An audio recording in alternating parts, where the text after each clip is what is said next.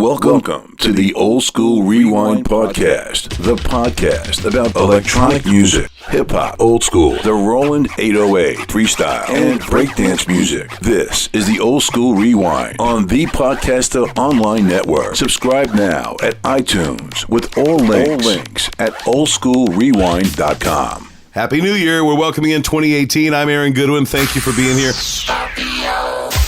On the Old School Rewind, where we're sitting high atop the podcast chart under the music category. Thank you for that. Shannon, our most downloaded episode, she's moved up to almost 1,000 downloads. Crazy talk. When we started this thing, we just had a few. And now that folks have subscribed and shared and told people, we got a ball rolling. So go check it out at iTunes, touch the podcast button, hit the music tab, and look at it right there. You see the logo? The show is nothing without you. I will continue to bring you the best. Season 2 of the show that focuses on the golden age of hip-hop and dance is about to start. You know, we didn't have a lot of movies either. Wild Style, Breakin, Beat Street, Crush Groove, Electric Boogaloo, which was Breakin 2. Well, one of the quietest stars with the most talent is on the Old School Rewind today. Turbo from the movie Breakin. Nice to be on your show, Mr. Goodwin, and hello, everybody. How's it going, man? Hey, you know what? Every day above ground is a day that's a blessed day. You know, with the tone of how we're losing celebrities and so many people, it's just really a good thing to be alive and healthy enough to appreciate your loved ones and to continue being creative people as we are, you know. Most people that came out of the 60s, even if it was late 60s, the thing is our parents or our cousins listen to the Doors. We listen to the Woodstock people, all that great music from Haight-Ashbury.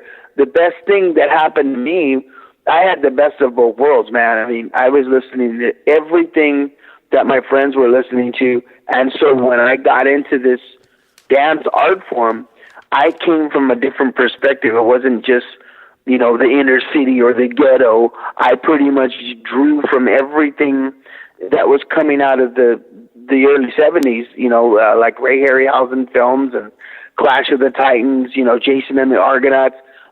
Science fiction was like huge in the 70s. So what I did, I didn't just watch television. I kind of like to escape, you know, the drive-by shootings and the whole gang thing in the inner city. I pretty much stayed inside my little utopia watching television and playing my games, you know, because I was the baby of my family. But the best thing that happened, I was able to create. I had my like little utopia of artistic things to draw from, like, you know, these wonderful films like Clash of the Titans, Ray Harryhausen stuff. Of course, the TV shows of Bionic Man, Steve Austin. Steve Austin, astronaut, a man barely alive. Gentlemen, we can rebuild him. We have the technology. We have the capability to make the world's first bionic man. Steve Austin will be that man. Better than he was before.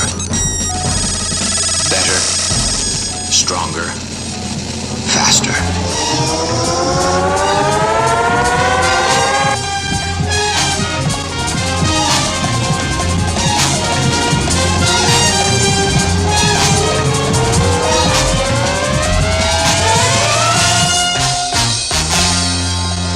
Everything in the 70s that was science fiction helped me form my movements.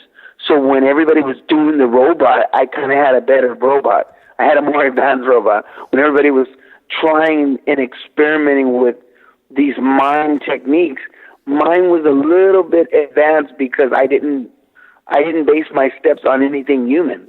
I was imitating claymation and stop motion things.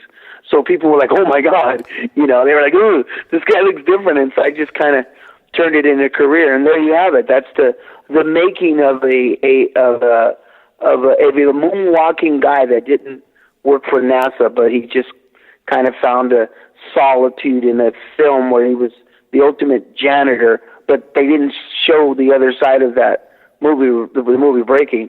The other side of where I performed the moonwalking was down the street from Edwards Air Force Base, and that's I had to say that. In sixth grade, what was your favorite song? In sixth grade, I was dancing to I Got You, they're multiplying, Right? and I'm losing control.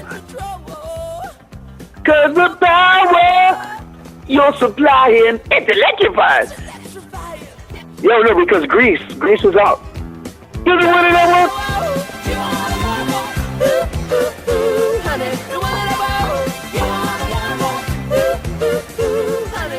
I was there for the Shields and Yarnell days. Marcel Marceau, those types of... For the record, people, let's give it up because everybody's being politically correct, okay? For the record, what Mr. Goodwin just said, there was a wonderful, wonderful couple, Shields and Yarnell, from the Bay Area, San Francisco, and they used to dance on Pier 39 and used to do these little wonderful performances every weekend for tourists, and then they had their own television show, and they were just kind of like a really big deal as far as the art of roboting, pre-popping, dubstep, jabberwockies. These people were really on it. Look it up on YouTube. And I think for the record, thank you so much for bringing up him, because I think people need to give credit to this art form. It's just like anything, the progression of rock and roll. You can't really talk about Prince unless you talk about Carlos Santana.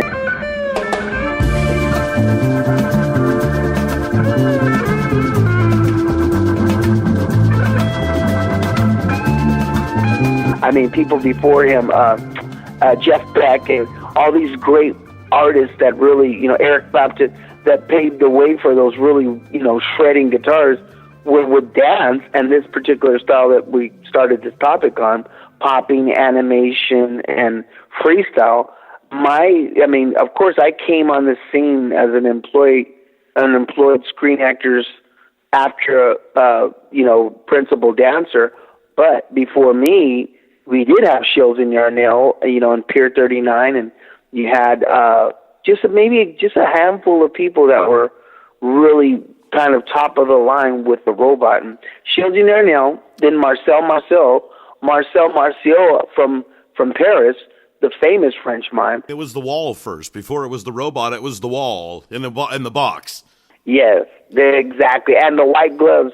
Man, I'm loving that because for the record, there are people that are coming into this conversation. We're talking about the nucleus, the development of this art form that we now see that's on YouTube with props and lights and illuminated and jabberwockies and mask and really cool music productions. Back when it was in the Stone Age of the robots, the Neanderthal of robots, people were just kind of moving very slowly, and it progressed with the 30-second notes and the different productions of music. So right. I'm really impressed by what you said. That was very impressive. Also, too, our wardrobe. We went from white gloves and painted faces, but not Al Joshin. My mama didn't told me it wasn't that.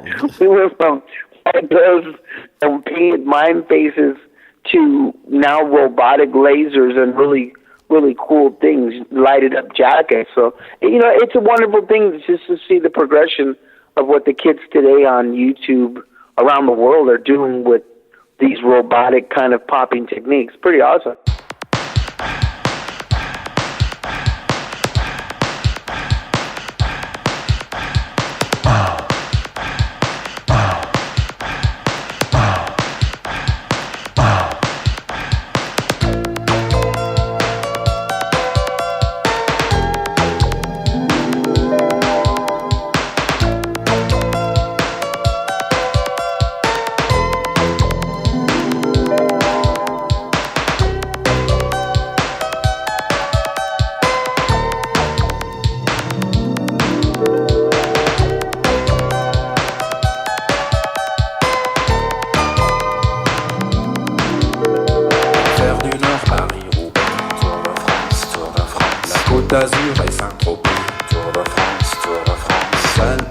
Would you call yourself a creator or right there at the time? I didn't invent hip-hop, but I was there. It's one of those types of things. Who was there first? Who were you watching?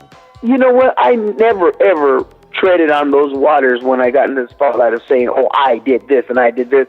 But the only bad thing about that was in a Tinseltown and in an age where you have to kind of brag about yourself to get noticed. That's right. It's easy to get. It's very true.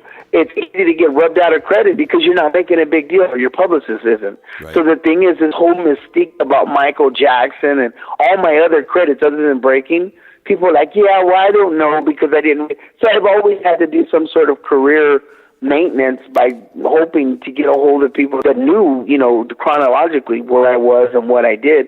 So now I'm so glad with the internet and people that have been there who are vouching for me, because the awards that I've been getting in the last years have actually labeled me an ambassador of hip-hop culture, a pioneer of freestyle and urban arts. So they spoke for me. They're the ones who titled what my contribution is, and it's pretty cool because I was just doing my job, and then in all humility, I think any humble artist should just do their job, and whether you win a Grammy or you go platinum or gold, that's what the industry will give you. But at the end of the day, you're still that artist, right? That's right. So I was just putting in work over the years, not waiting for a damn award or whatever, because that wouldn't have been the incentive to do what I did. I just did it, right? But after a while, people just kind of started going back, oh, wait a minute, this guy was way ahead of his time, and he did this, and he went from this to this to that to this. And pretty much in any profession, if you're the best at what you do, it's going to show in everything that you do. You can go from one big, gigantic job to another one. And in my case, people look at Breaking because that had the mass promotion of a film company, but people don't really know about my credits with Michael Jackson, Paula Abdul, Michael Flatley.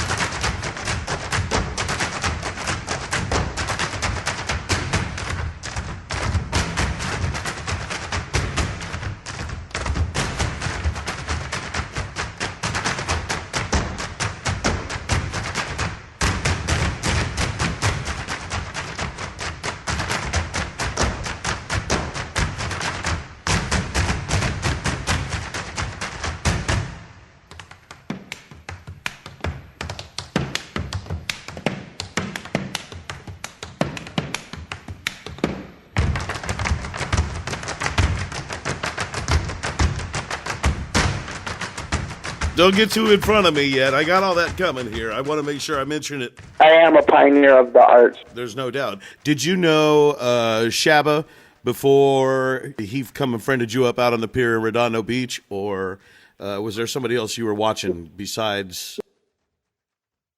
For the record, this was the movement and an art form that just pretty much took the world by storm, and it was kind of like way ahead of its time, almost like the 60s revolution, a lot of that music that the Doors and Zeppelin and everybody was doing, it was way ahead of its time at the time.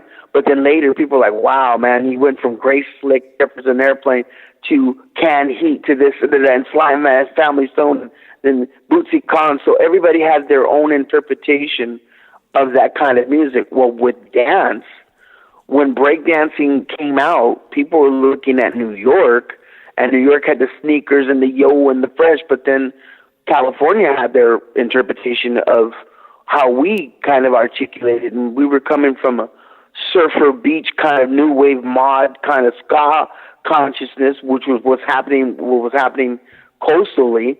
So we kind of were like the cool kind of Kardashian kind of Beverly Hills kind of oceanic kind of ocean consciousness kind of thing.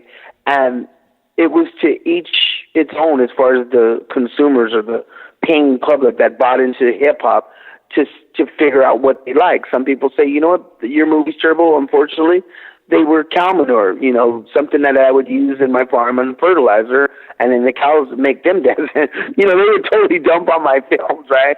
Because they wanted to see the New York, the cold weather, the real New York.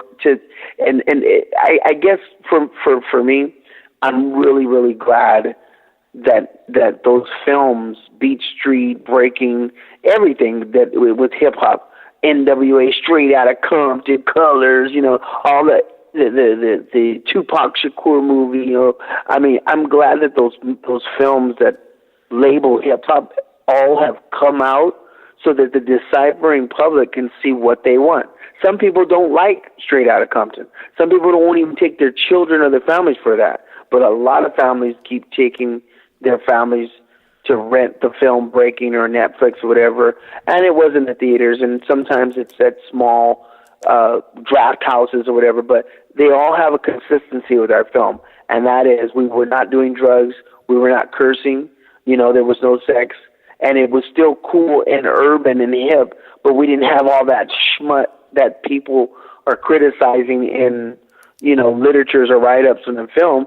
And you know what? I kind of am very proud of that because we didn't have to really degenerate from a lot of other things to make a statement with our art form. So I commend everybody that runs my films and understands that at least, even though I'm not perfect, and I don't stand on a pulpit, preaching that I'm like the hip hop guy, we at least gave a fighting chance to show that you could still be cool without being a degenerate. Now that I think about it, actually, Shabba was smoking cigarettes in the movie. That probably was that hard? Did the film company come up with anything on that? Well, there's an answer to that. At the time, Canon Films, they were from Israel. It was an Israeli film company that had a concept to just invest really quick in a bunch of films, throw them out there like some wild dice, and if maybe one or two of them hit, they could recoup their money that they spent on the other films and probably do some other gambling with films. So Canon Films. You got your Atari plug? Yeah, excuse me. No, I'm not in a private place. No, hold on. I'm sorry about that. You got your joystick plugged in there? Sorry about this. Everybody's plugged in with this and that. So as I was trying to say, what they did was, they pretty much had a formula to cough out a bunch of movies, and if they made some cash, they would get their budget back and then just keep coughing them up. Shabadoo and I, we had two different styles. He had just come out of the 70s with the Saturday Night Live and the Soul Train guys, the big apple caps and the knickers. The lockers. Exactly. As a matter of fact, this is really hilarious. I just got a Lifetime Achievement Award from McDonald's for my work in the industry because I did a McDonald's wild spot in the 80s. I remember. In between right after Breaking, we did Breaking too. So in between those years, I just did an audition.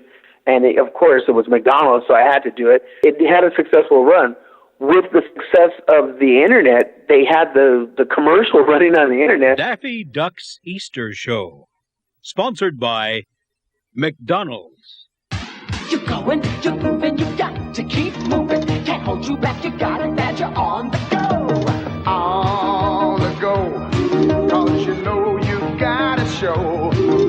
You keep it moving, keep it grooving, you just can't take it slow. Together On the go, McDonald's and quarter pounder, large fries, icy Coke and apple pie. When things start slowing down, to keep up with the pace, oh, you gotta get around to keep a smile on your face. And the McDonald's people, they reached out to me and said, look, it's about time we give you an award. So they gave me a Lifetime Achievement Award. It was because McDonald's has always been a franchise that has given back to the community and the disenfranchised, and charities. So they said, you know what we're going to do, we're going to give you an award, but we'd like for you to help raise funds for the Ronald McDonald House. So I said, sure, what do you want me to do? So what I did was I did a whole bunch of promotion to promote this breakdance contest. The contest raised funds, and I think it got to be like towards maybe $10,000 that they raised with this breakdance contest. And all the money went to the Ronald McDonald House, and I got a chance to really see some wonderful, kids and, families, and experience that whole thing. It's interesting because while I was doing that, somebody said, you know what's really interesting? Ronald McDonald's outfit, he looks like somebody that would have been, from the days in the 70s locking or doing something, because Ronald McDonald's outfit, he had knickers and he has a red afro. Shabba was rocking those knickers, wasn't he? Hey, man, they were talking about how close that outfit was to the lockers, and I got a kick out of it because, everybody draws from their environment, and what was happening at the time. That was a really cool thing, but I think that the chemistry worked because he was from the Soul Train, that 70s whole thing, Rerun, and all those people, were really highlighted with the big afros and the apple caps and the knickers. So people in the 70s were like, okay, now what's next?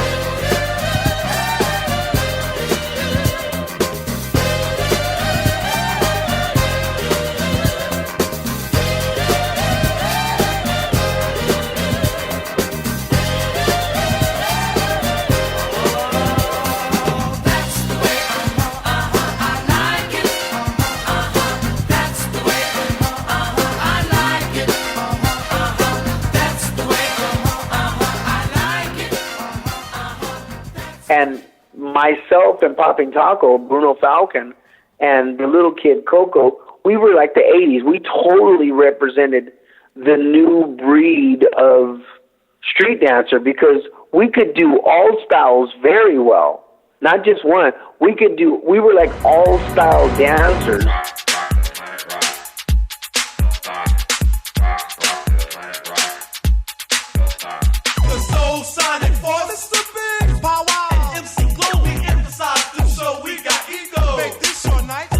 And I made it a point to practice breakdancing as much as I could. I mean, it shows in the film. If you look at the film, I was the one that was really kind of putting out some breakdancing moves.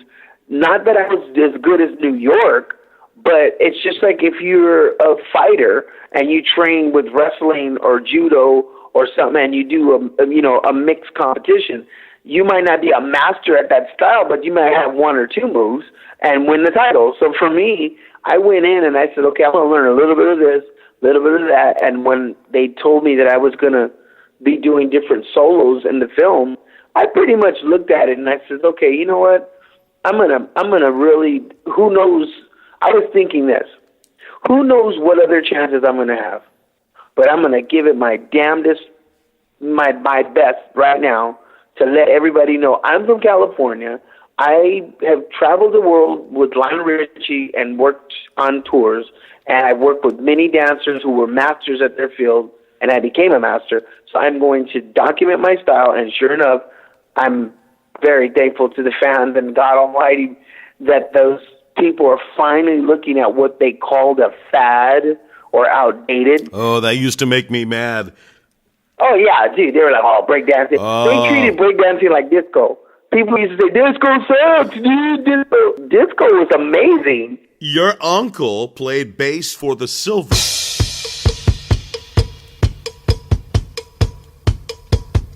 Yeah.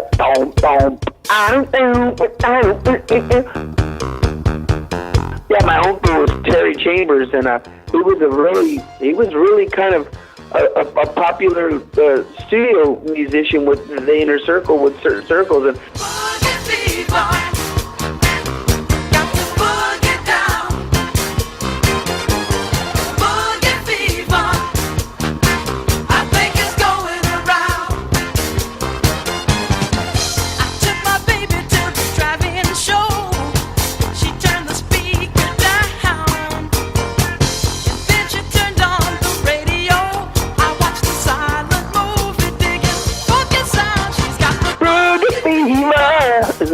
yes. Back then in the 70s, if you could play, people would go to local concerts and network. There was no Guitar Center, so it was word of mouth. So, you know, we would talk about it because he was very surprised that I took to music, and I made the artistic transition from just dancer, semi-improv comedian, you know, to full-on singer-songwriter and, you know, musician. And the thing is, it was a no-brainer because my dad, when he was in the military, you know, you couldn't, in the military back then, he didn't want to lug an acoustic guitar around, you know, a really big guitar because he had to hump all of his stuff, right? Sure. So the thing is, he pretty much got a ukulele when he was in Hawaii. Well, you know, and he always was around Hawaiians and Samoans, you know, and Usos, so they were always like, I am going to hook, you know. So my dad figured out how to play songs on a ukulele. So the thing is, while he was doing his tour in the service, he had inscribed on the back of his ukulele all the songs. It was like he was the karaoke guy. My dad used to sing songs to his guys, and they would pass the time. And then when he came home, we would just like forget the radio, man. You know, get dad. You know, let him come home from work, have his little nightcap, and sing the blues. It was almost like we're like, okay, we're gonna have a concert, man. You know, he's gonna go and sing. He would sing his heart out until he fell asleep, and he used to serenade my mom, and that was like one of the best things that I loved about being in that household with my mother and fathers. We were all just like, wow, man, Dad's like freaking the man. Not only did he get this house for us, but he's serenading Mom like it was like really romantic, you know. Sounds sweet. It was very cool. And I picked it up, and so my uncle was his brother. My uncle was like, okay, forget the romance. I'm going to get down to popping the bass and get some thump in it, you know. And he was the Vietnam guy, you know, very eccentric. My uncle always reminded me of Jimi Hendrix. Oh, everything's beautiful, you know, yeah. I always thought he was going to say, hey, where's Joe? he had that voice, man, because he was the one that was experimenting with Agent Orange or whatever. I don't know.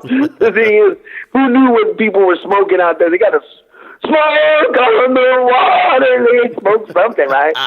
It wasn't the endo smoke. It was the sticky icky ooh. It was a different type of sticky icky. It was kind of real, yeah. It kind of stuck actually to your skin. Hey, your big brother actually showed you some footwork first, and there's a difference between moonwalking and backsliding, and I know that, and people might not be aware of that. Go ahead and school us on that. What's your big brother's name? Well, my brother's name is James Chambers, and what happened was he was a senior at Phineas Banning High School. Okay. And because my dad was a military man, he learned how to condense space. So we had his friends who were in the Navy at the port of Los Angeles when they had the Sixth Fleet. He had Navy friends, and if everybody knows anything about a Navy ship, they could put military people in bunks. So my dad got us bunks. There were three guys, like Manny, Mo, and Jack. It was James, my brother who just passed, Linus, and myself. Well, we had a bunk bed with three beds. So the thing is, we were in our room, but I roomed with my brothers, and we were three brothers, like Manny, Mo, and Jack, the Pet Boys. A three bunk was ballin' back then. Hey, dude, my dad got a 3-bunk. Not a double, man, a triple. That's big time.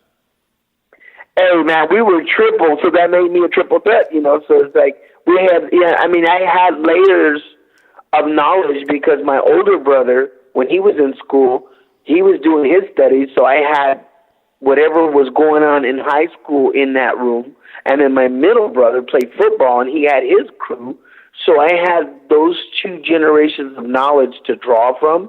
So one day, my brother now, he's dating this chick. Oh, man, and he had it. I think it was the year that Saturday Night Fever came on.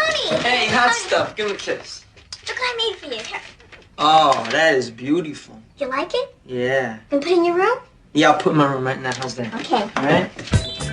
For those who don't remember the scene, when John Travolta was ready to go out, oh, man, he had his hair. He had the gold chain with the carrot, you know. He was shaking. He was styling. He was moving, right? He had a silk shirt.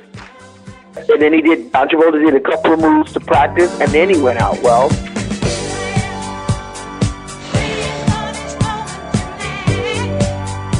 I got a chance to see my brother get ready to do his thing, you know, to check out, you know, the babiage while he was combing his afro, man, and putting his afro sheen on. He looked just like JJ with a better hairdo. And the thing is, I was looking at his feet, and I'm like, wait a minute. He looks like he's defying gravity. So from the top of my bunk, I looked down, and I was like, what is going on? I thought that there was something going on with my eyes. I was like, wait a minute. He looks like he is floating, and sure enough, he was moonwalking. He literally was moonwalking in place, but he looked like he was defying gravity. And he was doing it, and I was watching him. And he seen me watching him as his little brother, so he would do it more. So he was like, okay, you know what? I got my audience. I got my little brother. He's like my fan club. So he just kept doing it, but the more he did it, the more I learned. So, I mean, this kind of like happened throughout the whole year because school dances are until school's out. So when he wasn't looking, I was like, okay, now I got a dance instructor. So I kind of borrowed his moonwalk. So I started practicing, and I just did it for fun. Pretty soon, when I went to school, now I was like the moonwalking guy. Everybody was like, wait a minute, Michael, do your spiel, do that thing that you do. So everybody said, okay, Michael, hit it. Why don't you just do like a boogaloo? The word boogaloo, if you look it up, it meant an expression of movement. I mean, it was if you look it up in the dictionary under music, the Latino community, Cubans and Latin America, Central, they had boogaloo in the 60s. It's Celia Cruz has boogaloo, do that boogaloo. Ringo Starr, back off boogaloo. James Brown, you know, boogaloo down Broadway. Boogaloo was a do the boogaloo.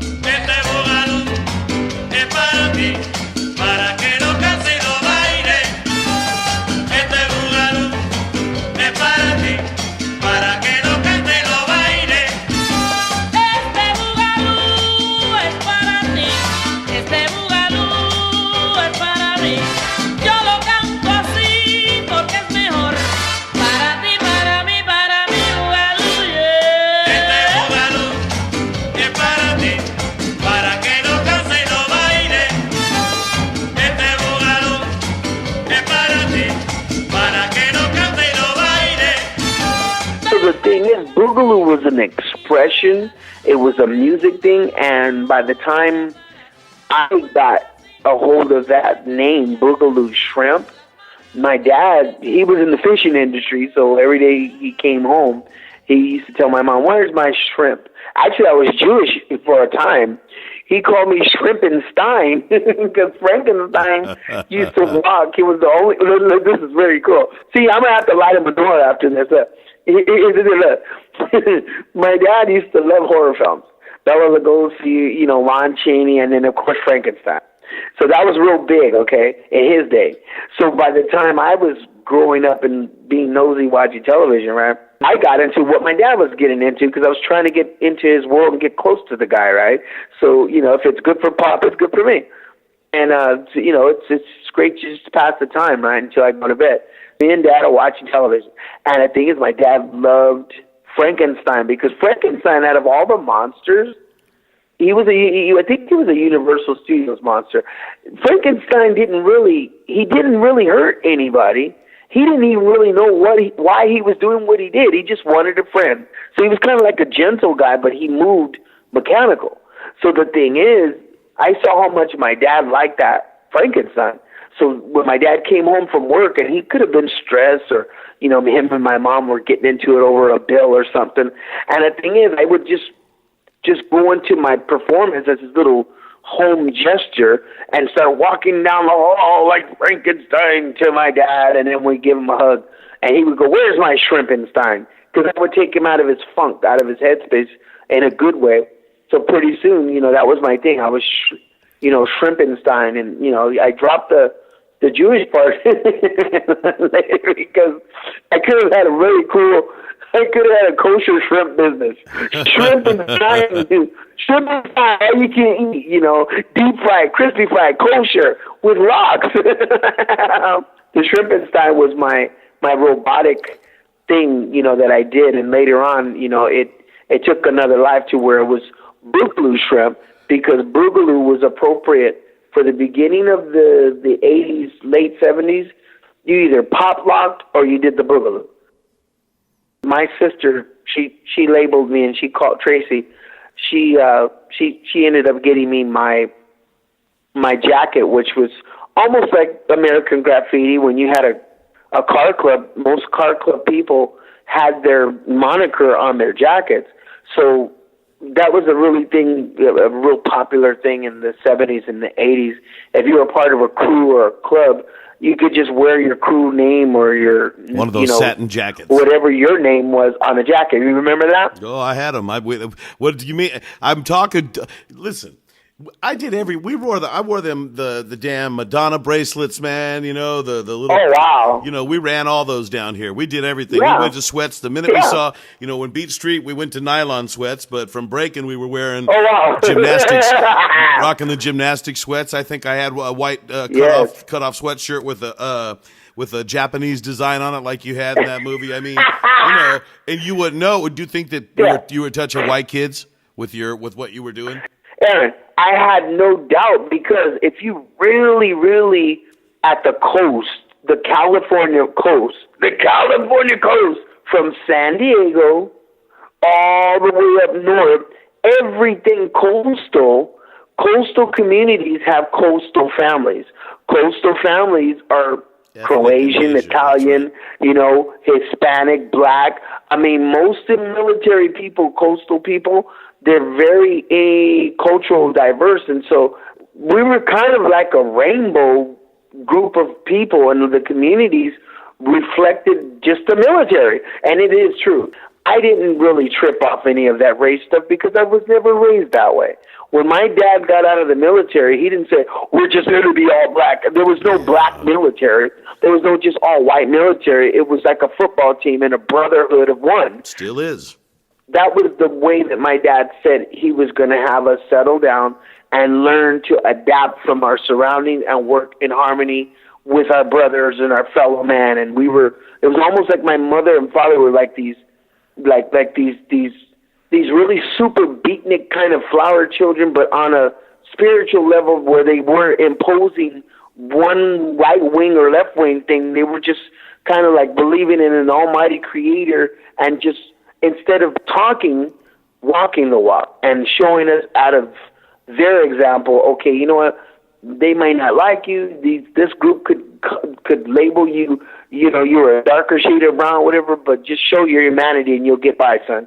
And sure enough, here I am, still trying. I mean, of course, the world the way it is, it's been changing many people's ideas of how, you have to be guarded and safe in this world. You can't just pretty much throw your pearls to swine. You have to kind of warm up and learn to trust people, and we're learning that trust is really hard to come by. So, I can say, in all honesty, I have serious tough skin, but that came from beef jerky and rawhide. So at least I'm back to my cowboy roots. But all in all, even a cowboy has a heart. So, I really try to give people the benefit of the doubt. And yeah, for the record, hip hop has always had this negative stigma after the 90s, never in the 80s, but in the 90s. And I'm not knocking the 90s. I'm just saying, just like rock and roll, to each his own. Some people like Metallica. Some people like Judas Priest, Def Leppard. There's all different groups of rock and roll. When hip-hop came on the scene, we had the Fat Boys who made farting sounds.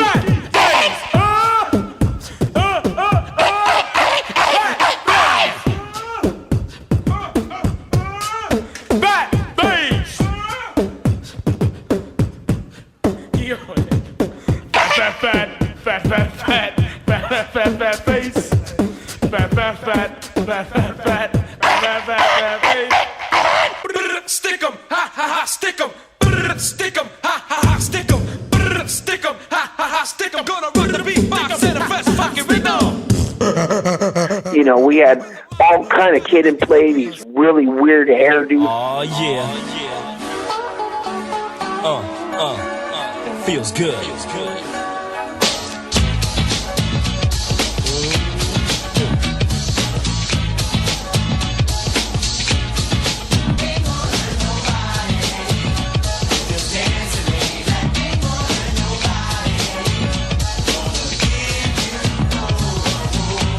You know, all these different images and interpretations of hip hop. Well, I kind of rock the Japanese bonsai thing because if you really look at it, in new wave, we had the Clash, we had the British rock and roll, new wave, ska, the Untouchables, Devo, Madness. I mean, all these. The Beatles. Did you just say the Beatles? So the thing is, yeah, we had like a lot of stuff coming out, and I just went to the flip of Hollywood, went to some of the rock and roll metal shops, you know, and I started grabbing a little bit of this, something blues, something new, and sure enough, when the studios cast me for the film, they said, oh my God, we're just going to hire the dancers instead of hiring actors to be that. We're going to hire dancers, give them some lines, and pay them to use their own wardrobe so they look authentic. That was probably the best thing they could have done because we were the kids in the 80s, man. You had the two-tone hair. You were rocking the bracelet, the jewelry. You know, we had the Depeche Mode thing going on, the pleather. You know, what were the leg warmers? Oh, yeah. You know, the only time I seen California people wearing sweatsuits and like anything like that was like Puma or Nike is when Beach Street or Wild Style or even that TV show, That's Incredible, with Sarah Purcell, when those TV shows came out and featured what the kids were doing on the East Coast. That's right. Then when we had Malcolm McLaren and... We'd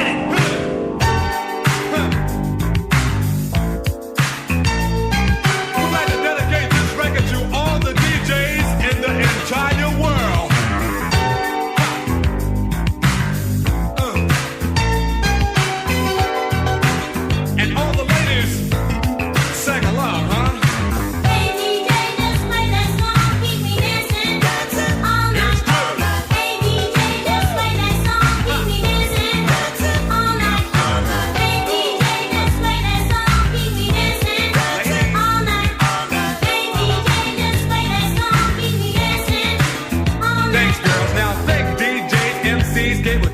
And radio station personalities for the new tunes we hear today, playing clear across the nation. And thank you for country, western, funk, jazz, and death slow records of the past. You see, we're living in a time of rock and roll, hip hop, new wave, and classical.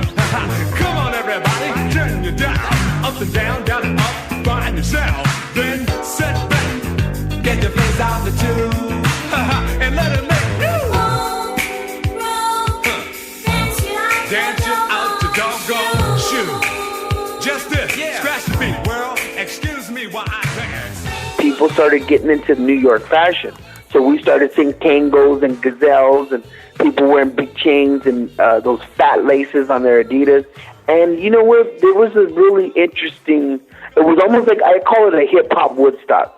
The breakdancers in New York went from Washington Square Park dancing for tourists to actually, you know, Kennedy Center, Broadway, Rocksteady crew, New York City Breakers.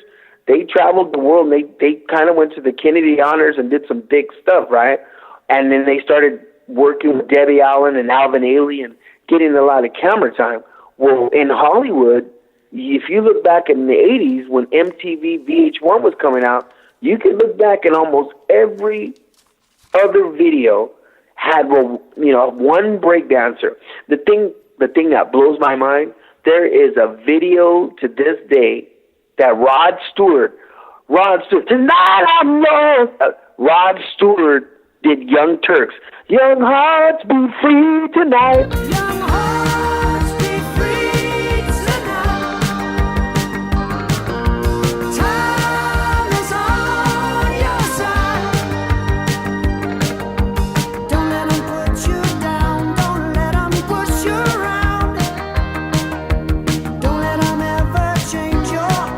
in the back, he has a dancer that's popping on the railroad tracks or like on a building. And I was like, okay, you know what? Now this is a mainstream commodity. Oh, check this out. I did a cameo for a Sting music video. This was like probably 2003 or 4.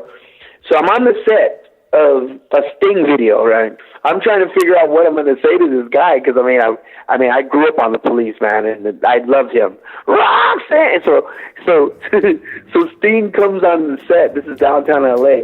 I think the video was "Still My Beating Heart."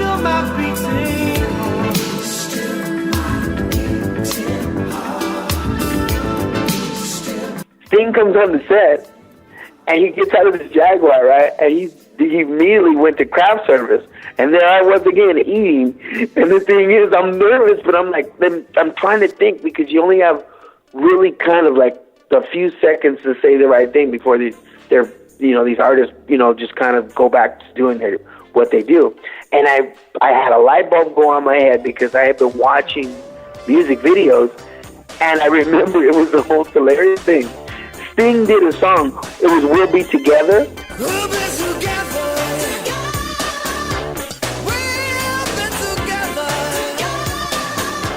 And I told Sting, I says, you know what? I just want to say one thing.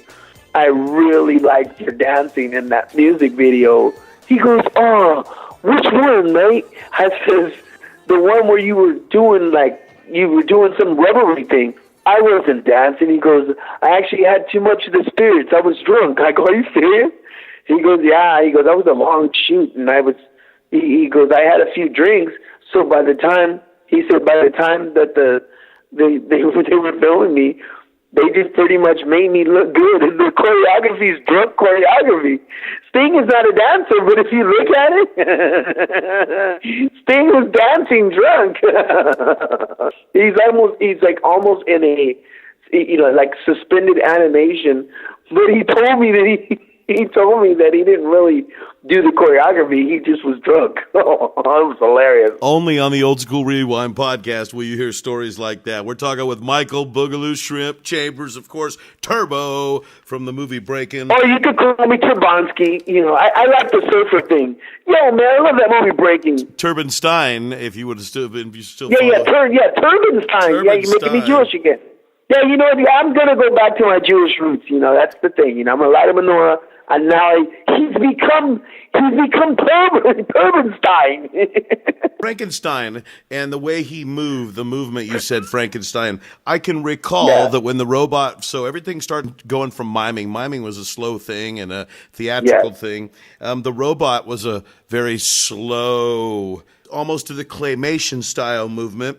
And then the robot sort of mixed in there, but you raised it up to 120 beats in that scene with Kraftwerk, Tour de France. Do you think that you helped put Tour de France on the map in the movie, even though it was an underground success of us kids that were already street dancing? I can't go there because Germania, Deutschland, has always been excellence in the arts, and then you could see just the cars and everything, in the artistic and...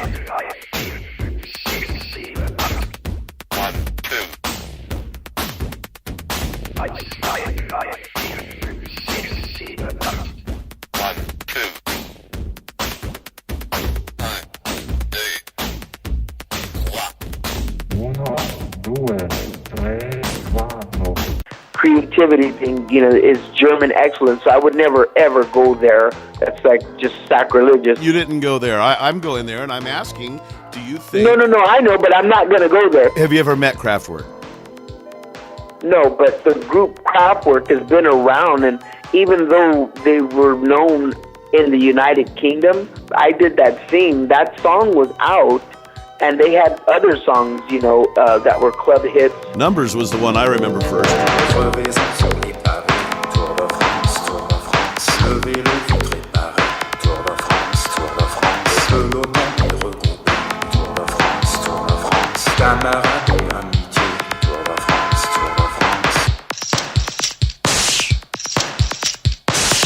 Anytime you get in an audio interview with somebody or a video interview, well, maybe not a video interview, What question have I not asked you yet that you're going, at least he didn't ask me that fucking question? Maybe not. Maybe you've done way too much. How about the string on the broom? What's with the fishing line on the broom, man? Come on. I mean, I'm loud. I love it, man. Clowning, man. Oh, what is going? I could not. I can't. I just don't even know, man. Come on, man. Come on, man. After all that greatness, there's always a handful of schmoolicks. I learned that from my Jewish friend. I said, what do you call somebody in your language, in Yiddish, that you don't like? Call him a schmoolik. Tell him he's a mutt. He's a schmoolik. So the thing is, some of these schmoolicks who look at my work with the broom dance, they always go, you know what? That was cool, but I saw the string. They're so ignorant. It was before CGI, for the record. Right. When they filmed that, but they love ripping me a new one, right?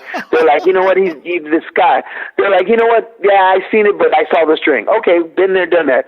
Well, guess what? Before CGI and blue screen, Canon Films thought it would be really interesting if they drilled a hole through a broom with a drill bit and put fishing string and had me do one scene where I raised the broom, and with the magic of editing, it turned into a theatrical just hits that string the wrong way. Yes, it does. And you know what? If you look at Cannon's movies, I mean, like Delta Force, Chuck Norris didn't beat up all those people, and some of the people kept coming back after they were shot 12 times. And sometimes Superman was flying. They did a Superman like one of the Superman movies, but I never seen some of the blue screen stuff that they used. So everything was wrong. That's the fastest misdirection ever. That's why they call you Turbo, man. You just went misdirected right off that one, man. The string was there. Fuck it. It was just that perfect marriage between electronica and what the music.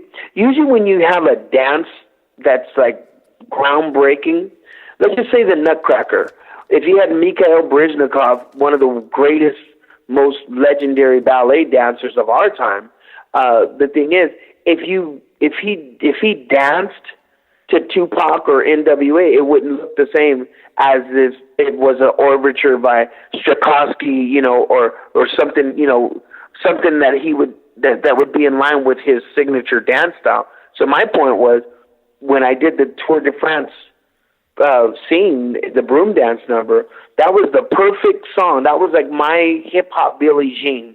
When I was able to do that thing and make that broom scene, which was actually a homage to Fred Astaire and Gene Kelly from Royal Wedding and some of their work, the thing is, it just took on another life, and it was the best thing I've ever heard about that, and this is really cool.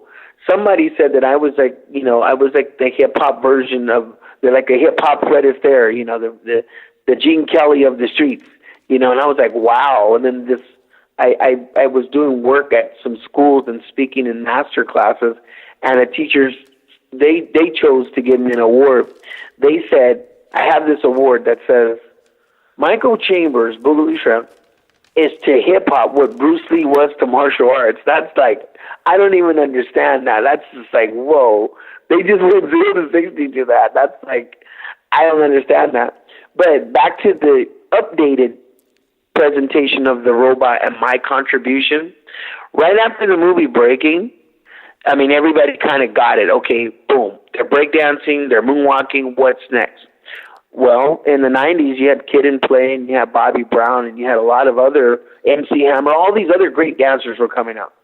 Best thing I could have done, my greatest student, the greatest person I've ever worked with, was Michael Jackson. His Michael Jackson. You've taught Michael Jackson how to do the backslide. I love this interview because so many people keep harping on that one step. That's like talking to a champion martial artist and only recognizing his chop. There's a champion martial artist, let's say Ken Shamrock or Hoist Gracie or somebody really, really big, right? And say, okay, you know what? Okay, that one move, the spinning back kick. If it's just one move, you're kind of watering down all the other innovation of the other style, all this other great stuff. Because they taught Michael Jackson and his fame superseded any dance step, they just pretty much, okay, he taught Michael Jackson the moonwalk. For the record, I taught Michael Jackson how to freestyle dance. Usually when you get a solo dancer, you have to know what to do. Michael Jackson was always a freestyle dancer of dance styles at the time. Let's go back to disco. When he was enjoy yourself. Yeah, when he was doing 70s music, when I came on the scene, the backslide, which was labeled the moonwalk, but it really wasn't at the time. That's right. When he did the Motown 25 special, that backslide was a club standard underground thing that people would kind of pull out as a freestyle step. So Michael Jackson never really got taught that particular one step. He learned it from Soul Train, and he may have seen Jeffrey Daniels, who was part of the group Shalimar. Shalimar was a performing group at the time. Jeffrey Daniels was not a choreographer. He was the first guy, wasn't he? He was the first. Jeffrey Daniels was not a choreographer. Right. He was a dancer, and he was the best dancer that had that moonwalk, the backslide at the time. So what happened was, and if you look at Jeffrey Daniels, if you really look at his stature, Michael Jackson and him were pretty much close to the same height. You know, Jeffrey was in the spotlight on a big scale because he had the group Shalimar on Solar Records. So Michael could identify with another guy that was close to his close to his size, doing something that was totally underground because the group wasn't as big as the Jacksons. So Michael did the best thing that he could. At the time when he was ready to do that solo on Motown 25, you can look at the Motown story. Michael Jackson scrambling to get there, Berry Gordy's trying to get everybody on that lineup, blah, blah, blah, blah. At the last, just before Michael goes on, he tells Berry Gordy, okay, he's all, okay, I perform with my brothers, but I need to have a solo, because he was going to debut Billie Jean. Wait, give me that one again in Michael's voice. You almost went all the way there. Okay, you almost went all... Berry Gordy goes, okay, Michael, yes, what are you going to do? Well, I'll agree to perform with my brothers, but I'm going to need a solo, and it's going to be my debut. It's going to be a historical victory. I'm going to do Billie Jean, but I need a solo. So then when Michael goes into that, he doesn't have to just sing. He has to think of one thing that he could do that could really go over the top. And that man, he learned that step right then and there, which was just one little thing, but it just took him 0 to 60. But you know what I like about him? He didn't stop there. Here we go. That was 1983 when Motown 25 happened, okay? In 1983, I landed the job of my life with Lionel Richie. Lionel Richie had the song All Night Long, which won Grammys and American Music Awards. We were on the Dick Clark Show, American Music Awards. Well, you see, I am Debbie Allen. And I'm Deborah Allen, and I sing. Hi, nice to meet you. You sing? Yes. Do you dance? No. Great. And the winner is... All Night Long. Congratulations.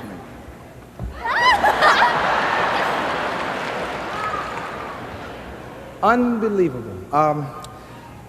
Thank you very, very much. To my producer, James Carmichael, and to all of the fans, you caught me off guard tonight. Thank you. Thank you very much, everybody.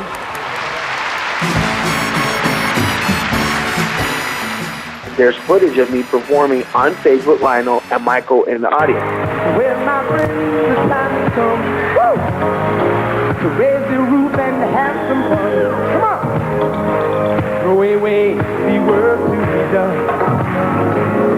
Let the music play on, play on, play on, play on. Everybody sing and everybody dance. Lose yourself in wild romance. We're going to party, caramba, fiesta, forever. Come on and sing along. We're going to party, caramba, fiesta, forever. Come on and sing my song. Come on now.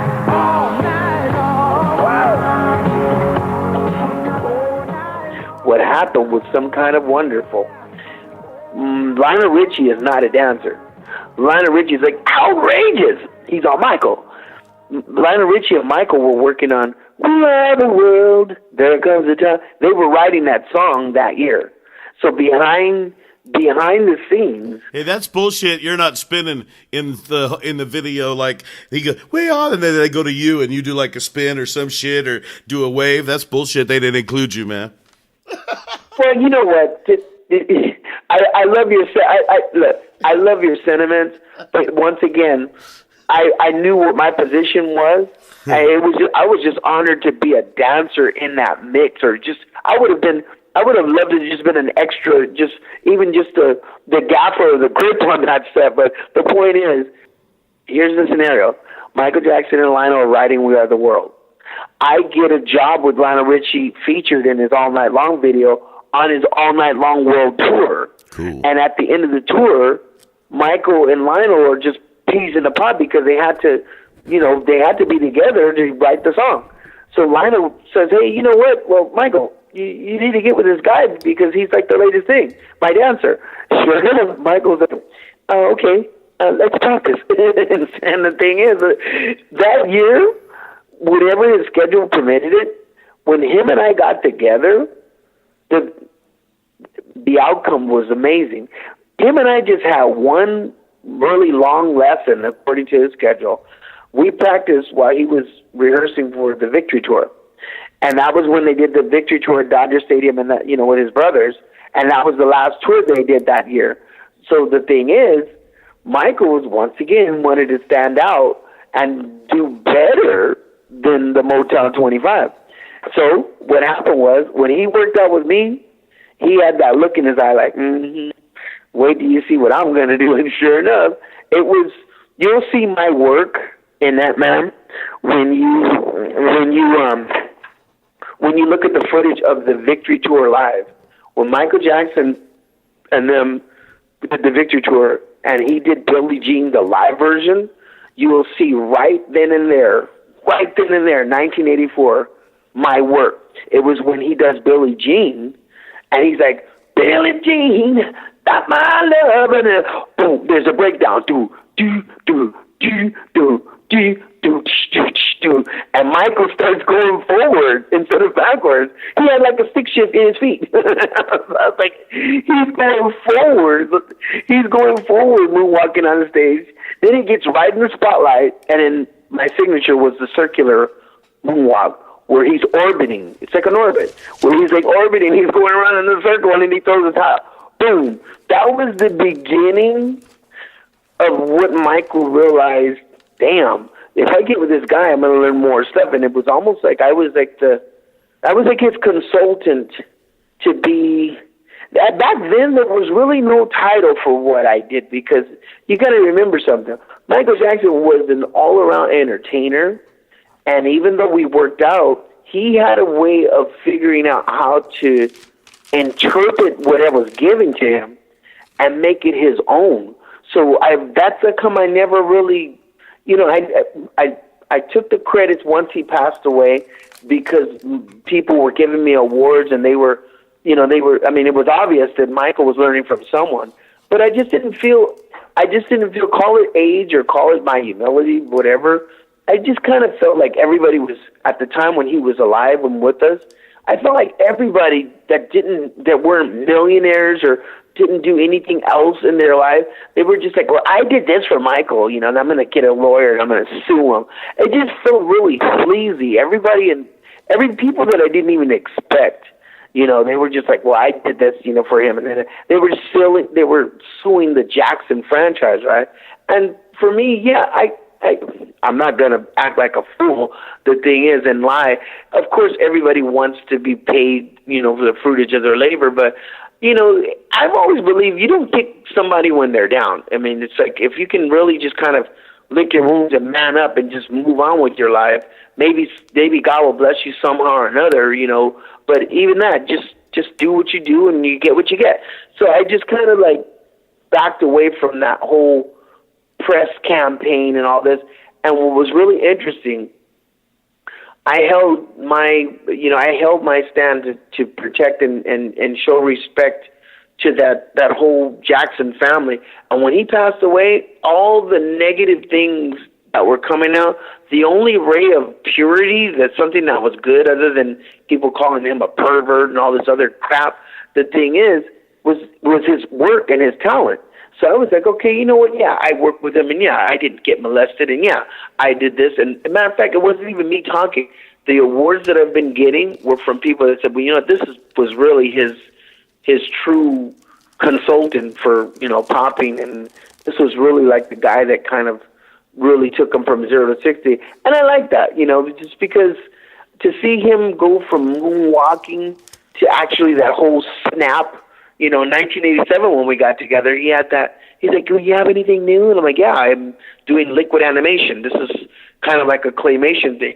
Once he got into that mindset, we started seeing a mechanical Michael, and it was totally different than the Motown thing. And that was where we left off, because my style is very intricate. When we were talking about the robot, I went from breaking the Tour de France thing to playing the robot Steve Urkel on Family Matters. Yeah, Urkelbot. And the robot Bill and Ted's. And yeah, the Urkelbot thing is still in rerun.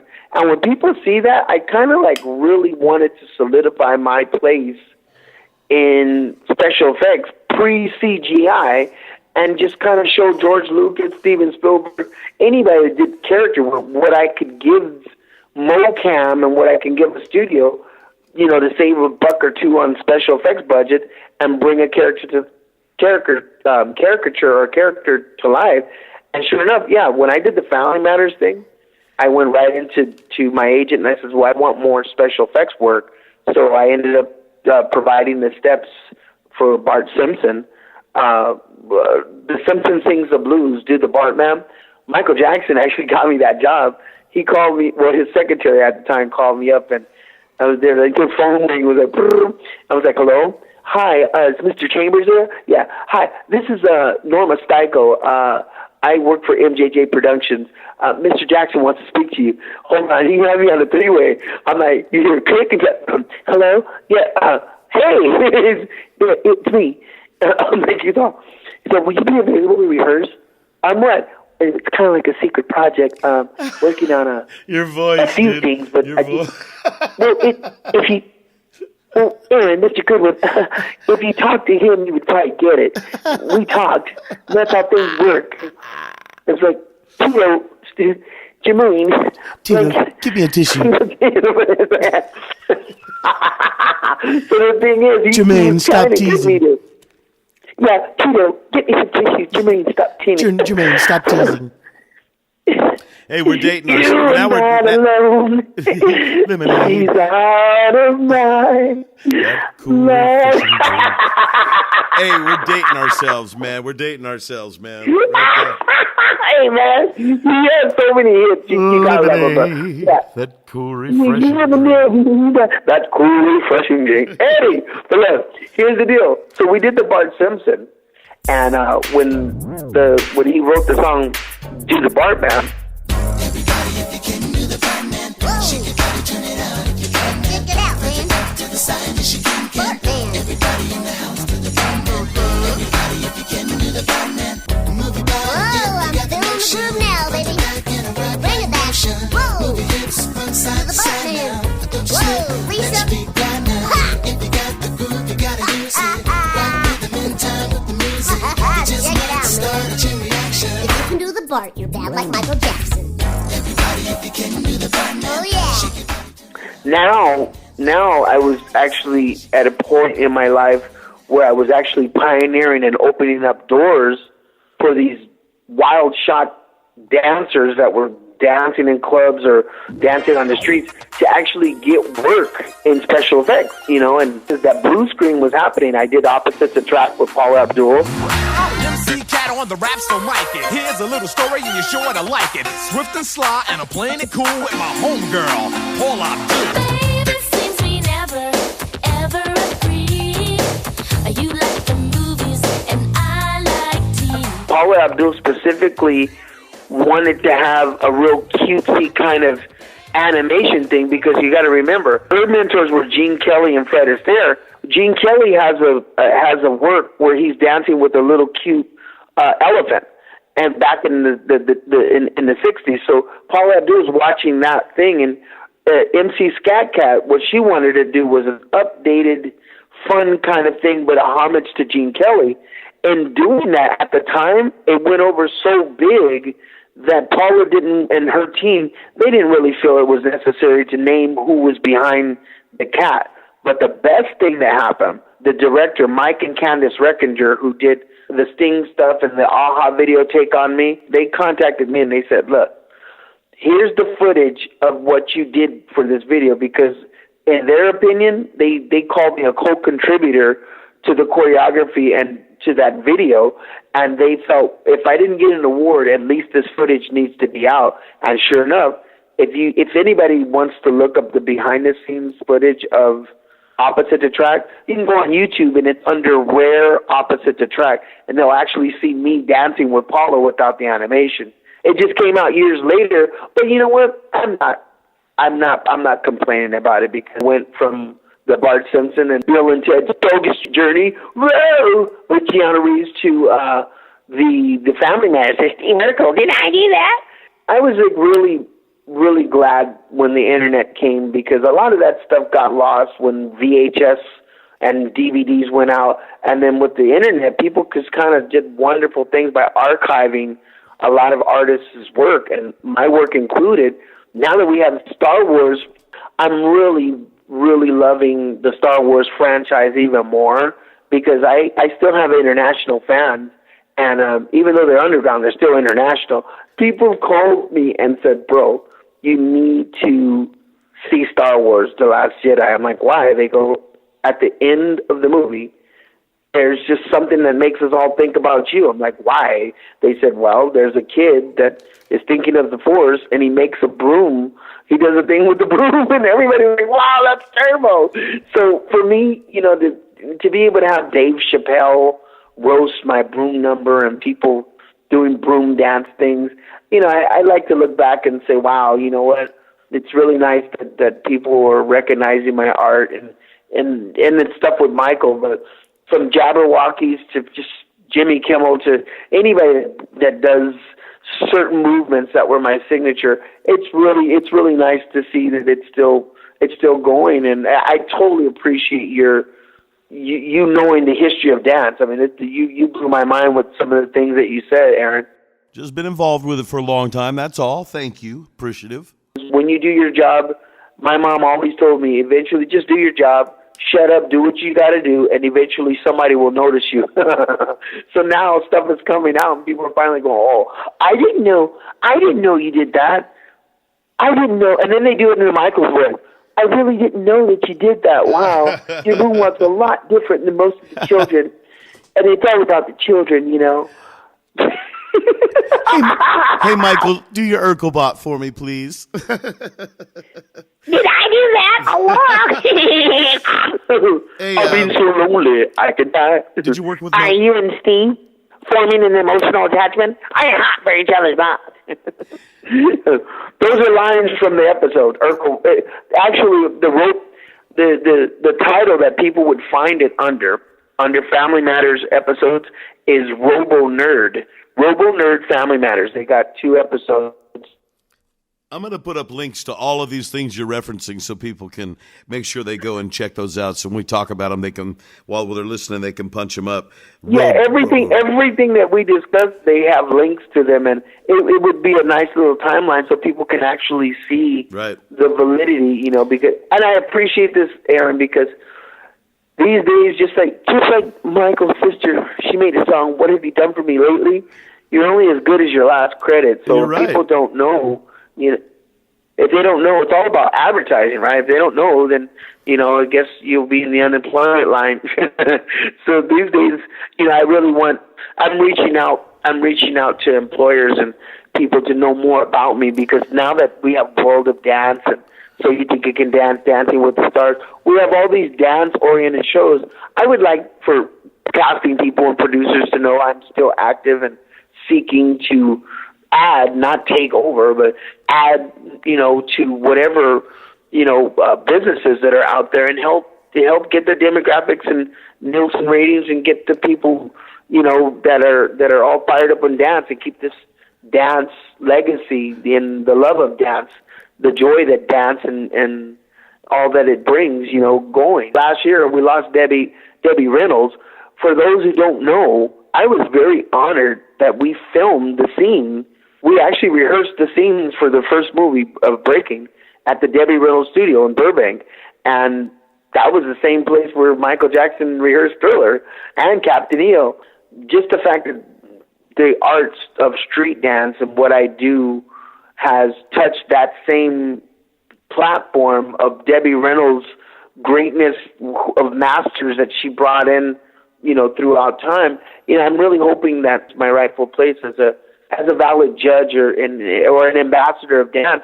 Just by my more or less what I'm getting at is I feel that myself and a handful of people that have done music videos and theater and stage with freestyle and street dance, it's like I always felt that in order for these kids who are into dubstep, trap music, and on YouTube to be more inspired to know that they can actually have a career, they have to see hope. And the thing is, there's a lot of people seeing my work and reruns and stuff, but they're like, okay, well, what are they doing now? What is he doing now? There's top jazz people, there's top ballet people that are still associated with the dance because it's called legitimizing it. I'm still on the brink of trying to legitimize the freestyle arts. After all the body of work that we've done, it's like freestyle is still there. There's always a new Watch Me Nay Nay and my fever name Samantha. There's every year there's always a Gangnam Style. There's always a freestyle kind of dance or something that gets people dancing. But I kind of want to kind of reinforce that solo freestyle thing and keep that going, because I just feel that there's a lot of kids that get into breakdancing or freestyle dancing. They don't learn other choreography because that's all they want to do, right? But if they don't get a job or if they don't see where they can actually pay their bills or any kind of hope, they just kind of stay stagnant and get into something else and just stop their journey as an artist. And I really kind of want to kind of go on a motivational kind of tour or do some sort of motivational programming with other companies to help reinforce and develop, this creative minds of young masters, What do people call you, Michael? Do they call you Boogaloo, Shrimp? What do they call you? What Turbo? What do people call you? Oh, you know what? I mean, it depends. I mean, if it's an Italian friend of mine, he's like, hey, yeah, you know what? That's my cousin Louie. It's Lou. Hey, Lou. They call me Lou. Instead of Boogaloo, they go, hey, it's Lou. There he is. Some people call me Mike. Some people call me Shrimpski. Some people call me, Mr. T. It just depends. When you hear this song right here,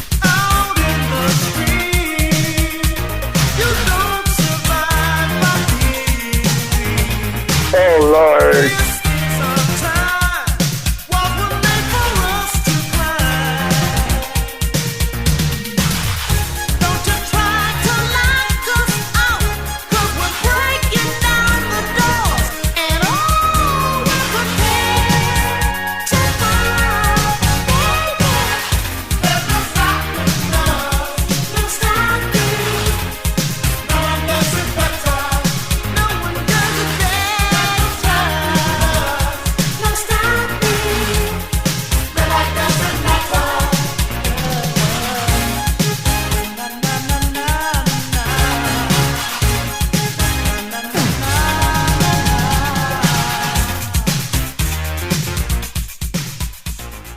Ollie and Jerry. Tell me about that song, what it means to you. You know what? When I hear that song, I think of how many inner city kids, whether they wanted to be a rapper, a graffiti guy, the best skater, or just kind of get out of wherever they are and go to that place, that special place, in their mind of dreams. And, it's far beyond the Kardashians, but something that's really tangible where if they work hard, they can get it. I like the motivation of, I mean, there's no stopping us stands for not letting any obstacles get in your own way, because sometimes people don't advance because they self-defeat themselves. There's always an explanation to give up, but if you don't stop, then you get to find out what will be, you know? That kind of sounds like, that song, Que sera, sera, whatever will be Doors Day. So the thing is, there's no stopping us. It takes on more of a like, you know what, doggone it, sometimes I don't feel good when I wake up, but then the day's not going good. But if you give up, you're never not going to, there's 24 hours in a day. It's like, I mean, you can't give up. You can, sometimes you could run a race and take a breath and take a break, but you got to get back up and keep running. So there's no stopping us. It just, for me, right now it takes on another life, because there's been many times, man, I'm not gonna lie. There was times I've gotten to situations and things that were out of my control where I felt like, damn, man, how am I gonna get out of this? And I was losing my mind trying to figure out answers. And sure enough, I had to reach within myself and my faith and overcome. And there's no stopping us is really, it has a whole nother meaning for me, especially at this time in my life, because there's a lot of people who, look at the fires, look at the firemen, look at the people who lost their homes. They're still moving, going on, so the fires didn't stop them. The tragedies around the world, the earthquakes, the hurricane victims, everybody saw the devastation. They're like, oh, all those people. But when they rise, nothing, even the elements didn't stop them, So it has like another thing, we go on, we rise, we will go on as a human family,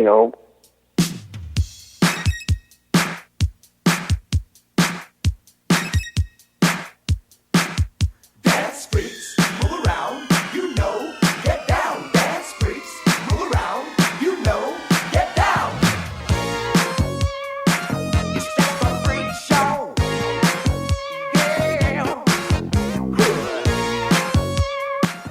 Freak show on the dance floor, the parquets. I'm laughing because that reminds me of somebody who doesn't really have any dance skills, that kind of like gets out on the dance floor when you go to a club to kind of like see something, and they do their best Napoleon Dynamite. Oh gosh, flip the picture. I mean, the thing is, that's a freak show on the dance floor, because you're like, come on, get him out of here. But that song reminds me of how many people took it upon themselves to try to do the dance style, and they did it so bad that people didn't want to see it anymore. It's like they did the moon. They gave a moon and didn't walk. And they're like, he got kicked out for mooning people. He didn't move on. No, freak show on the dance floor for everybody that tried to do this dance style, and they sucked.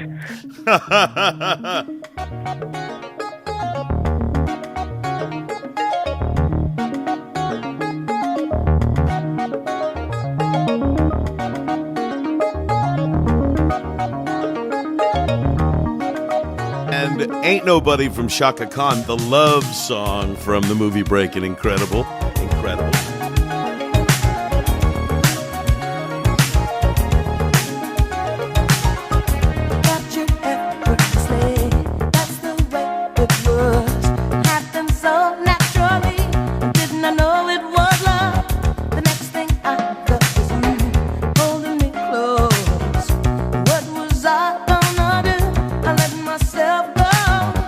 Now we fly through the stars. I hope this night will last forever.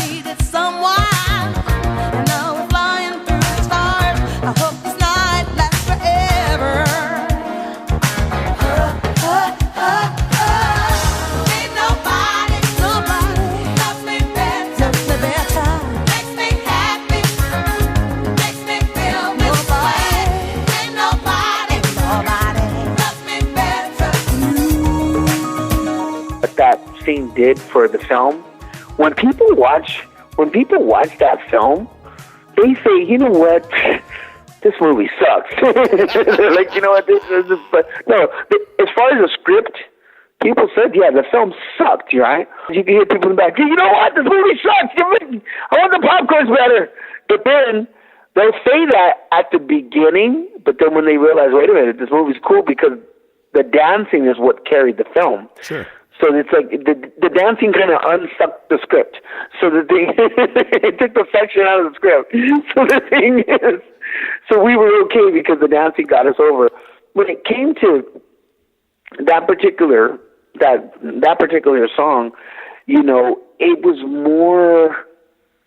It took it to another place, but like I said, it gave it more of a different tone as opposed to just the scratching and the Ice-T song. You know, it took us to a better place. You said it. You said the Ice-T song. That's the next one, Chris the Glove. I'm going to get on the podcast so he can tell us about his experiences with Ice-T, with the movie, with Egyptian Lover, that mini documentary that had come out back in the 80s. He's going to be on the show. How about Ice-T and Reckless? What kind of parameter did that add to that thing? Because Ice-T was not the creator of the crime rhyme just yet. Once upon a time, a DJ's task was just to play records. What more could you ask? But then came remixes, scratching and cuts, which was too much for many. Drove some DJs nuts, but the DJ named Glove has reigned supreme as the turntable wizard of the hip-hop scene. So listen to him, check him out, but remember this: when the glove's on the wheels of steel, he's reckless.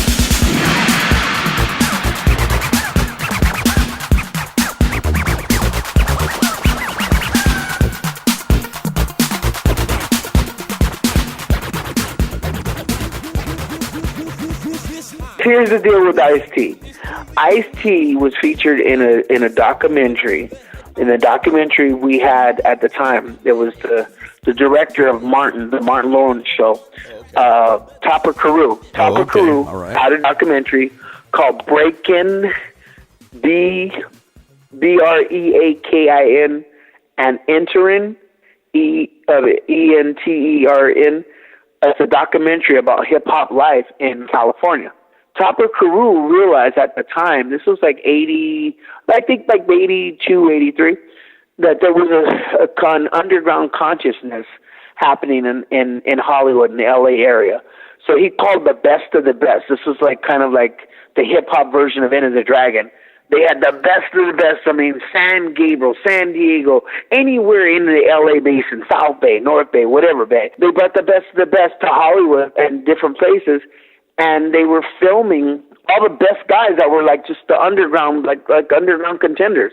And Ice-T was an inner city rapper at the time, you know, coming up with Chris Glove and Egyptian Lover. If you look at him in Breaking, and in the Breaking and Entering documentary, he went from like a street hustler pimp in Breaking and Entering documentary to a kind of knockoff of Grandmaster Flash in the movie Breaking with the spikes and then the leather, and then Breaking 2, he went really metal into some rock and roll thing. Later on, you know, of course, he got more harder edge with the whole, you know, Ice-T mystique with the thuggish thing, you know, the player. But I remember as a kid, I didn't really realize when he did Colors, and he got real dark, I had seen him years later. And me and my ignorance, you know, usually LA hip-hop was kind of serious. I mean, around the Tupac and the NWA thing, those guys were, like, serious, right? So Ice-T wasn't the Ice-T I knew when I was a kid. And I remember I made the biggest mistake. He's standing there with all these really serious dudes, right? And I'm like, hey, Tracy. And he's not looking at me. I'm like, you're right there. I'm like, Tracy. He came up to me and goes, yo, Shrimp, beat this. Why don't you kind of like chill on my real name, man? It's Ice. I was like, oh no, I just got chastised by Ice-T. Because I was calling him Tracy, but he got like really serious. That was a good ass Ice-T imitation. Let me hear that one again. He's all, yo, Shrimp, beat this. Why don't you chill on that Tracy stuff? I'm Ice, all right? He's all right. You want to get your peep this? Hey, Yo. Did Dyson pay you a bunch for this popcorn commercial I just saw on the YouTube? Everything went wrong in that commercial. Did you get paid? No. What happened? Shit. Everything went wrong with that. You know what? The wardrobe guy sucked because they were trying to recreate. You know what? I just did my job. I got paid for the day, don't get me wrong, but I didn't get paid for the commercial run. And what happened was they had this really clever thing that they were going to redo the broom dance. So they said, okay, you know what? We got to find the wardrobe to make them look like Turbo. So those clothes they found from like some Halloween costume. And matter of fact, I could have probably wore them as a wetsuit. They were so tight on me for my size. I mean, I you know what? They really made me look very, very grossly bloated. And there's other footage of me at the time that didn't, you know, where I wasn't that heavy. But everything, I mean, those were like teens' clothes on me, which made me, I couldn't really move, and it just made me look really fat and bloated because everything was small. But the worst thing, I needed the money, and I should have fought them because they wanted to find out why would people want to buy a Dyson vacuum. It was because the popcorn from the party, it was going to make Turbo slip. Turbo's dancing, and Turbo's going to slip, and the only reason why he would slip is because he needs it. And you know what? And it made people dump on me like some cow manure. Oh, shit. I was like really upset because I have never in my career done anything clumsy. And the thing is, fat hair, no hair, whatever. The thing is, wardrobe, whatever. I always pulled off my dance steps. And that was the only thing that I've ever had on film where I was less than mediocre and I couldn't do 100% because they didn't want it. The director said, look, just do something and fall. I was like, excuse me? He goes, yeah, don't really do your stuff. Just kind of act like you're like messing around in your apartment and then you fall and you're like, oh, but I need a Dyson to clean up. So, of course, it didn't work because people were like, well, dude, that's like really cool. Matter of fact, I talked to the director and I talked to them and I've been trying to get them to pull that ad because I have so many things on the internet, you know, since then and now and that show me at my caliber that really didn't need to be out there. But you know what? It is what it is. And I like where they were trying to go because they didn't pay me. I would love to get a Swifter job or a Dirt Devil or something because the idea is there. I mean, it makes sense for me to endorse a broom or rubber, you know, or any of the broom companies. I'm seeking offers. The kid, Schlempenstein can use he could use the money. You got to do you got to do the one the thing on the wheels, man. You got to be breaking around the thing on the wheels. Those Roombas, man. That's a broom. You got to call Roomba. Yeah. You got to call Roomba, man. Now you got to cut me in. You got to cut me in now. 0.4. Oh yeah, you know what? This is an official thing for all. Listen up. If based on what Aaron said, if somebody comes through with a deal for me to endorse one of the broom products, whatever, talk to Aaron. Like, you know, he's going to represent me on it, and let's do this because he's helping the kid out. You know what? He's giving back, just like Michael did. We are the world. I mean, think about it. Here's the infomercial. Do you have it in your heart to help a former breakdancer who's reformed and he's trying his damnedest to get his shackle or his rubles? And it's really, really just right off of Hanukkah. It's a Schlempenstein. Please donate, make a GoFund, help him to help him to clean up America. What are you up to now, man? Tell me about what's going on. I'm doing music. You know, I finally have grown into the musician that I was destined to become after all those years with Lionel Richie and other people. You know, I just have a love for music, and so it's coming out. So I'm making my musical debut pretty soon, my transition. I've been writing some really quality songs that are my niche and for my target audience and having meetings. So I'm going to be, as we speak, I'm getting stuff cut and mastered So I'm going to be coming out with music. You know, I'm trying to get more bookings with, like I said, motivational speaking, to use my platform of what people know me for to kind of reach an audience and educate them and show them, you know, about how I have to navigate with the whole no stoppiness and motivational kind of theme and help upbuild people. You know, Lonzo's doing that. World Class Wrecking Crew. He's got that going down there. You should get with him. What was that? Lonzo's doing motivational talk, you know. Lonzo. World Class Wrecking Crew. Williams. Oh, I didn't know that. He's doing motivational stuff, man. Yeah, well, the way that I heard about it, I heard KRS-One was doing some college lectures. He was on the lecture circuit. And then I kind of wet my feet at a couple events doing that. And you know what? Like I said, just the tone of the world and the way that things were going, I was like, well, instead of me just doing a few dance steps or teaching them, I'd rather download my mind, use my mind, as opposed to trying to show off some dance steps, but maybe leave the audience with something that they could marinate on, you know, and build from. So I'm really into that whole team player kind of reinforcing, you know, that go-getter spirit, you know, and I kind of feel like a hip-hop Tony Robbins. That laugh you got, man, is hilarious. Because we went from Shrimpenstein and Turbenstein, you know, to hip-hop Tim Robbins. It's kind of cool. But yeah, Aaron, that's where I'm at, bud. Hey, the guy on the other side of the microphone, that's Michael Boogaloo Shrimp. Thank you, man. Yes, buddy. All right, Mr. Goodwin. Much love to you, and please share those links with me. Thank you again for a wonderful interview and your time, buddy. Get you the links and everything. I appreciate you, bro. Thank you. You know it. All right, have a good one, bud. Thanks, Mike. All right, peace, bud. Chaka Khan, Chaka Khan, Chaka Khan, Chaka Khan, Chaka Khan. Let me rock it, Chaka Khan. Let me rock it, that's all I wanna do. Chaka Khan, let me rock it, Chaka Khan. Let me rock it, cause I feel for you. Chaka Khan, what you tell me what you wanna do? Do you feel for me the way I feel for you? Chaka Khan, let me tell you what I wanna do. I wanna love you, wanna hug you, wanna squeeze you too. And let me take it in my arms, let me feel you with my charm, Chaka. Cause you know that I'm the one to keep you warm, Chaka. I make it more than just a physical dream. I wanna rock you, Chaka, baby, cause you make me wanna scream. Let me rock it, rock it.